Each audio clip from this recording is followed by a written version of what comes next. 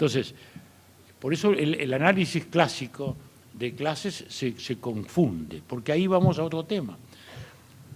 Cuando decimos clase media, bueno, clase media estadística, no, clase media real. Y ahí tenemos dos temas. Uno, que nuestras clases medias pueden seguir siendo económicamente aún clases medias, pero no tienen la calidad que tuvieron en su tiempo. Y eso es lo que estamos viendo en la educación. Argentina y Uruguay en eso, desgraciadamente, así como estuvimos hermanados en ser la vanguardia de la educación en América Latina, hoy no lo somos. Desgraciadamente no lo somos. Esto surge de aquí y es una gran reivindicación que tenemos que hacer, porque ahí es donde se va a jugar toda la situación si queremos una república de ciudadanos, no simplemente de contribuyentes enojados o de consumidores constantemente insatisfechos, o de individuos que transitan por la vida, como lo expresan todas las protestas que tú analizas por acá, con las insatisfacciones que van desde todos los ángulos. Entonces, allí está un punto crucial. Los famosos PISA, que normalmente están un poco despreciados y contestados por la mayoría de las gremiales docentes, que desgraciadamente son todas muy conservadoras en América Latina, se dicen revolucionarias, pero son conservadoras, pues no quieren cambiar nada, ¿verdad? Y eso yo lo vivo en México, donde voy mucho, y eso reza para casi todos nosotros, ¿no? Que es un tema realmente muy serio. Uno dice calidad, dice, no, elitismo. No, señor, calidad no es elitismo, la calidad es el único modo de ascender, ¿no? Uno dice evaluación, usted es un neoliberal, ¿no? Pero ¿cómo es neoliberal? Evaluar conocimientos es un neoliberal. No, pero usted quiere pasar a cifras en conocimiento. Bueno, mirá, antes la maestra también ponía 5 faltas, 6 faltas, ¿no? No es reducir la cultura a una dimensión cuantitativa, pero si hoy, en la sociedad del conocimiento, en la sociedad tecnológica, en la sociedad de la información, ¿no? De paso digo, el único profeta del siglo XX que sobrevive es McLuhan, ¿no? Cuando uno piensa que hace 50 años escribió un libro que se llamaba La aldea global, hablando de los mecanismos de comunicación, ese sí sobrevive, de los poquitos gurúes del siglo XX que sobreviven. Entonces, allí yo creo que tenemos realmente un tema muy serio en la educación, que hoy requiere una doble dimensión de la educación en el sentido, digamos, científico, humanístico el término, y la educación en el sentido cívico, porque hay también una caída de hábitos cívicos, y eso reza para nuestras clases, ¿no? Porque esa falta de disciplina que hablamos en la educación no es un tema de conservador o progresista, es un tema de una comunidad académica que tiene que tener un orden que no es la imposición, sino el orden que genera la fecundidad del trabajo y la interacción de gente que se está queriendo superar, ¿no? Las viejas escuelas fueron eso, los viejos liceos fueron eso. La escuela Sarmientino, la escuela vareliana en Uruguay, que Varela se inspira en Sarmiento, ¿no? Yo eso hoy lo decía en una radio, peleándome un poco con este colega ministro, ¿no? Digo, José Pedro Varela, que fue nuestro reformador, fue a Europa y después son digresiones, pero son entretenidas. Fue primero a París, donde se iba. Él lo mandó la familia, que era una familia, él Varela, de la familia Varela uruguaya. O sea, él es sobrino de Juan Cruz Varela y sobrino de Florencio Varela, que murió allá en Montevideo cuando la familia se estuvo exiliada en Montevideo en la época de Rosas, del 1831 a 1845. Entonces, José Pedro Varela fue poeta, fue a verlo a Víctor Hugo, a París. Víctor Hugo, que lo recibía porque era un personaje pomposo, era un personaje así. Ahí nació el intelectual, ¿no? Ese fenómeno tan curioso de nuestro tiempo, ¿no? Que el intelectual es un historiador o un artista o un pintor o un músico que opina de todo, digamos, ¿no? Si no, simplemente es un pintor o es un escritor o es un historiador. Porque si opina de todo, es un intelectual. Entonces a un individuo, porque escribe buenas novelas, además hay que oírlo hablar de política, de lo que normalmente no sabe nada, ¿no? Bueno, también nos pasa a los políticos que a veces tenemos que hablar de todo. Y bueno, y ese es el punto. Entonces, le lleva sus poemas, porque aprovechaba el viaje, que lo habían mandado a una misión comercial, su familia, y Víctor Hugo miró los poemitas, que eran bastante ingenuos, y lo dejó por ahí. Entonces se va a Washington, y ahí se encuentra con Sarmiento, que era cualquier cosa menos diplomático. Entonces le miró los poemitas y le dijo: deje de terminar con esos versitos, ¿sí? Que es un hombre inteligente, ya lo había calibrado, que era un tipo inteligente y genial, y dice: no, usted trabaje por su patria y dedíquese a la educación. Yo lo voy a llevar. Y entonces lo llevó a recorrer las escuelas norteamericanas, de donde, bueno, José Pedro Varela adquirió toda su formación, e incluso se viene en el barco con Sarmiento, cuando Sarmiento viene a ocupar la presidencia.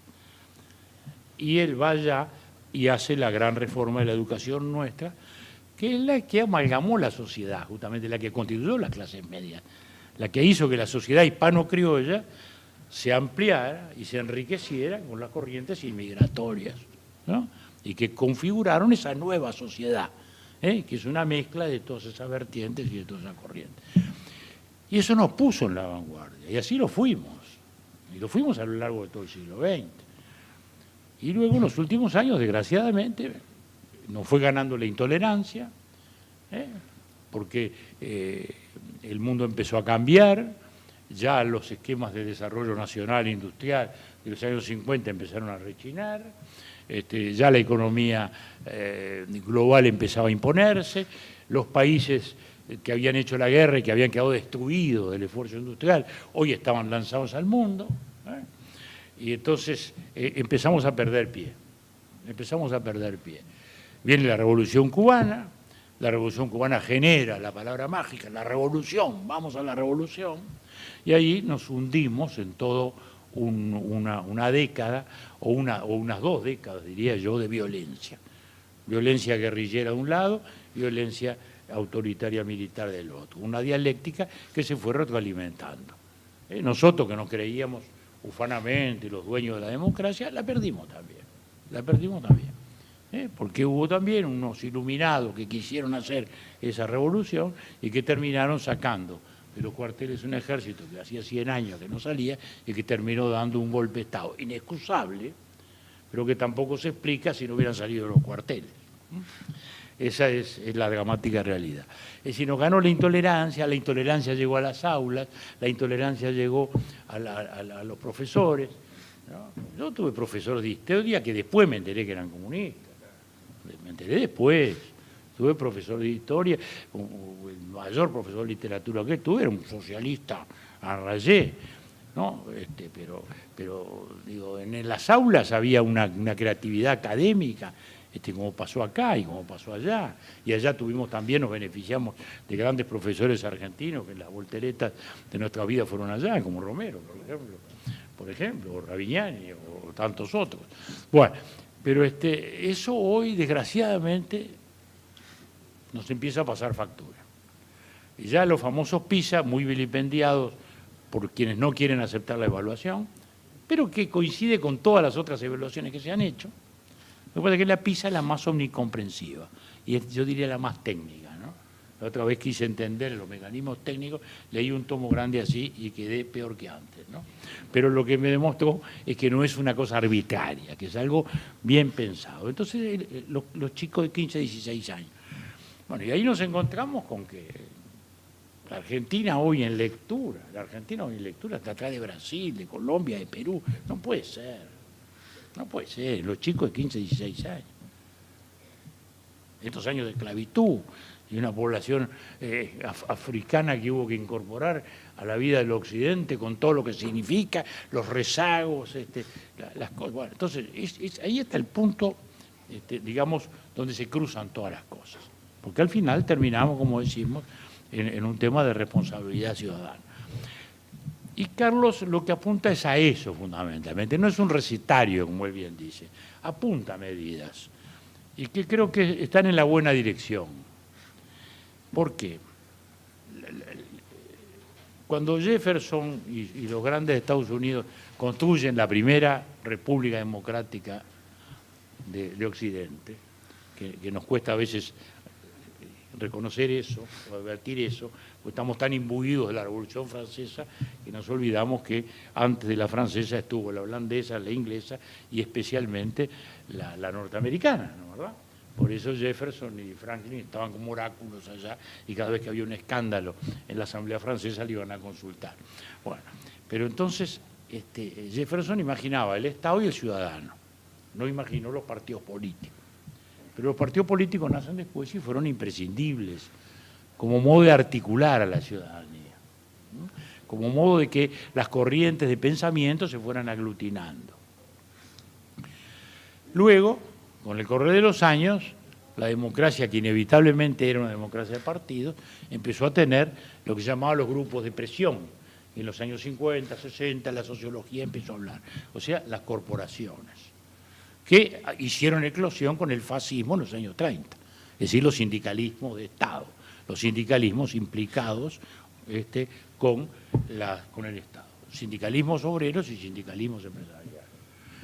Y ahí entonces, bueno, se vivió otra cosa, se retornó a la democracia, pero luego nos encontramos con partidos que son imprescindibles, corporaciones que son imprescindibles, pero que comienzan a vivir una patología que es la esclerosis en los partidos, el inmovilismo, la gimnasia del poder por el poder, la pérdida de reflexión, los caudillismos mesiánicos de los que tú hablas, que liderazgo siempre hay y habrá, y es insustituible. Lo es en la política, lo es en la empresa, lo es en todo, lo es en el pensamiento, ¿no? Todos seguimos líderes, ¿no? Se llamarán Voltaire, Rousseau, o el que queramos, pero siempre hay un líder. Pero otra cosa son los mesianismos, los que se creen por encima de todo, digamos, ¿no? Y actúan en nombre de Dios o de algo así, o de algo superior. Entonces, los partidos comienzan a esclerosarse. Y por otro lado, las corporaciones también se burocratizan, ¿no? Empieza a haber burocracias empresariales, burocracias sindicales, que se retroalimentan. La burocracia sustituye la forma por el fondo y vive para sí misma, para reproducirse a sí misma y asegurar naturalmente su sobrevivencia infinita. Lo vemos en el plano internacional, tú que tanto has estado.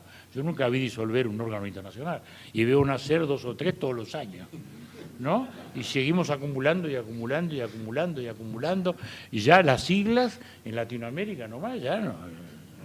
Teníamos la LAC, después la LAC pasamos a la LAD y después vino el CELA, ahora tenemos la UNASUR, tenemos la CELAC, tenemos todo una constelación. Y esas burocracias van. Entonces, ¿qué ocurre?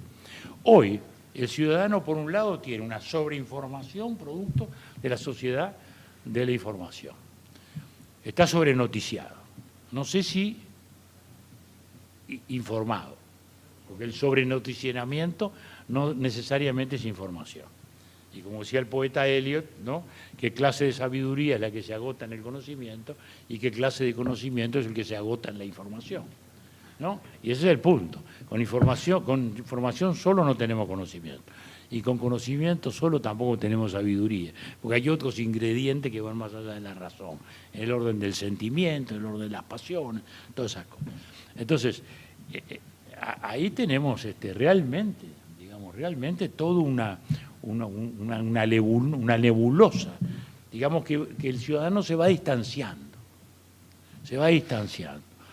Y eso es lo que se tiene que tratar de recuperar.